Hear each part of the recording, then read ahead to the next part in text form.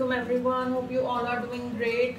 आज हम बहुत ही मज़ेदार सी मोज़रेला स्टिक्स बनाएंगे। आप रेस्टोरेंट्स वगैरह में जाते हैं तो ये वहाँ मेन्यू में होती हैं और एक सर्विंग में ज़्यादा 5-6 ही मिलती हैं, इतनी महंगी। ये आप बहुत इजीली घर में बना सकते हैं, बहुत डिलिशियस। और घर पे अगर बनाएंगे तो रेस्टोरेंट के हिसाब से बहुत इकोनॉमिकल।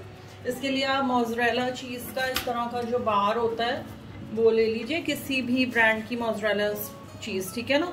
और अब आप इसको 1/2 इंच का, जैसे टोस्ट का स्लाइस होता है ना, पहले तो आप उस तरीके से इस बार को इस तरह के स्लाइसेस में काट लीजिए।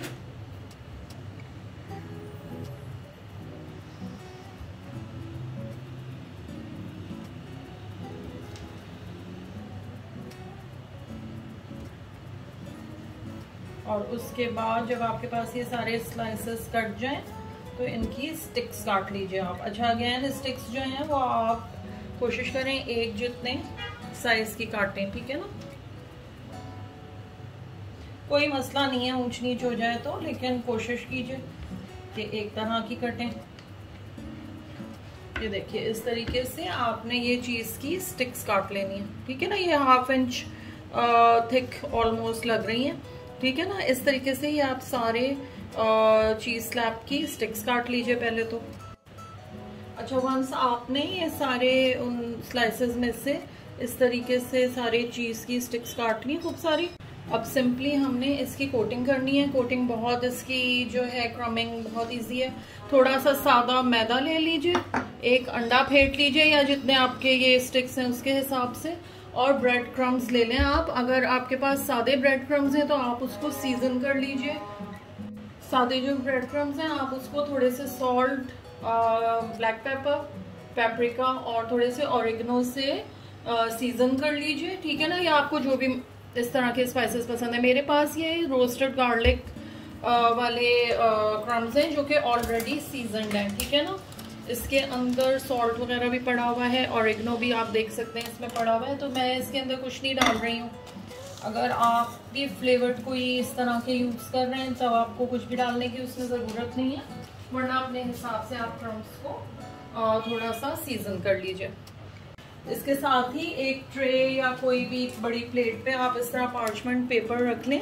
पार्चमेंट पेपर से ज़रा नीटली काम हो जाता है और चिपकते नहीं है उसके ऊपर ये जो चीज़ें हैं।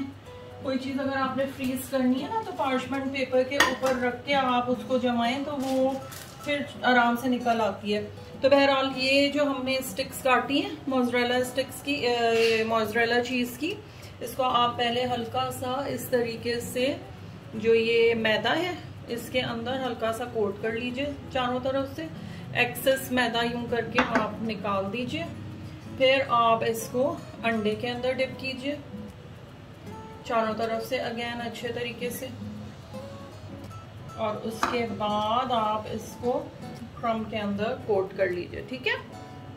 आप चाहें तो डबल क्रम की कोटिंग कर लीजिए, चाहें तो ये एक कोटिंग भी इट्स गुड इनफ, ठीक है ना। चाहे तो इस तरह से दोबारा अंडे में आप इसे डिप करें और दोबारा इस तरीके से कोट कर लें। और उसके बाद आप इसको एक साइड पे नीटली ये जो हमने पार्चमेंट पेपर रखा हुआ है इसके ऊपर यूं रखते जाइए, क्योंकि ये हमें अब फ्रीज करनी होगी पहले, ठीक है ना। तो इसी तरीके से सारी जो ये मोज़रेला स्टिक्स हैं इनको आप पहले मैदे में और फिर अंडे में और फिर क्रम में कोट कर लें। डबल कोटिंग के लिए दोबारा अंडे में डालिए और दोबारा से क्रम इसको कर दीजिए, ठीक है ना। इस तरीके से सारी स्टिक्स को कोट करके आप रख लें पहले नीटली इस तरीके से। ये देखिए, इस तरीके से नीटली आप अपनी सारी मोज़रेला स्टिक्स को क्रम करके और इसको फ्रीज़र में रख दें। कम से कम 8 घंटे तो रखिए, वरना ओवरनाइट छोड़ दीजिए। ये जब अच्छे से फ्रीज हो जाएंगे फिर हम इनको फ्राई करेंगे। बाकी की स्टिक्स भी इसी तरीके से क्रम कर लें। इनको हमने ओवरनाइट फ्रीज किया था, ये अच्छे से सब फ्रीज हो गई है मोज़रेला स्टिक्स। अब हम इनको जो है फ्राई करेंगे। आप एक पैन जो है उसके अंदर ऑयल अच्छा सा हीट कर लें। ऑयल अच्छा गर्म होना चाहिए और फिर आप मीडियम फ्लेम पे इनको फ्राई कीजिए, क्योंकि इसमें कोई चीज़ पकने की तो है नहीं, ठीक है ना। आपने सिर्फ बाहर से जो क्रम्स हैं उनको गोल्डन करना है, ठीक है ना। तो आपने ऑयल गरम करना है अच्छा, और फिर मीडियम फ्लेम के ऊपर सारी मोज़रेला स्टिक्स जो हैं वो बैच बाय बैच उनको आप गोल्डन फ्राई कर लीजिए। इस तरीके से बैच बाय बैच आप सारी स्टिक्स को फ्राई कर लें। एक साथ फ्राइंग पैन को क्राउड मत कीजिएगा, इनके दरमियान ज़रा सा गैप रखिएगा, और जैसे ये गोल्डन हो जाए फ़ौरन इनको आप बाहर निकाल लीजिए। ये देखिए मैंने सारी चीज़ स्टिक्स जो हैं वो फ्राई कर ली हैं और निकाल ली हैं। कुछ अभी हो रही हैं बाकी, और बाकी ज़्यादातर जो हैं वो मैंने निकाल ली हैं। कितना अच्छा इनके ऊपर गोल्डन कलर आया है, चीज़ इनमें से ऊज़ हो रही है। अब बस आप इसको एक अच्छे से प्लेटर के अंदर निकाल के और सर्व कर लें। ये देखें इनको मैंने सबको तल के मोज़रेला स्टिक्स को और प्लेट कर लिया है। इसके साथ मैंने सार क्रीम सर्व की है। इसके साथ यूजुअली सार क्रीम ही सर्व की जाती है, लेकिन अगर आपका दिल करे आप केचप या जिस चीज़ के साथ भी चाहें। अच्छा, ये सार क्रीम बनाने का तरीका भी मैंने आपको जो पोटैटो जैकेट्स या पोटैटो स्किन की रेसिपी जब बताई थी तो उसमें बताया था, उसका लिंक मैं दे दूँगी इसके अंदर, ताकि अगर आप में से किसी ने देखना हो कि ये कैसे बननी है तो आप उसको चेक कर लें।